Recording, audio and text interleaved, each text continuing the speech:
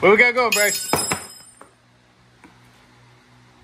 Well, I don't remember any of the names of these things, so I'm gonna go thingy and thingy. Okay. But we're taking the spring thing off and we're changing whatever these are. You can see inside the springs how these ones are old and crusty, and then you got the nice new seals.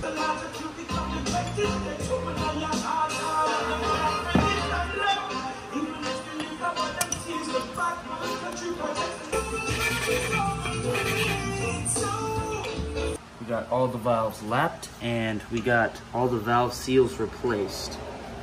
We're close to finishing the last one here.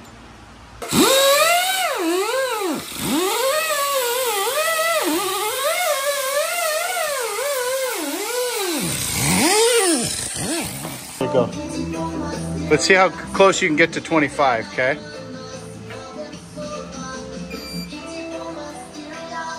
Oh, nice. 24.3. All right, so we just got the cylinder head on. We're gonna take a quick break. What do you do, Bryce? We did good. It was a long day, but we got both heads on. Tomorrow we're gonna throw the rocker arms in and throw the valve cover on and see if we can get it installed.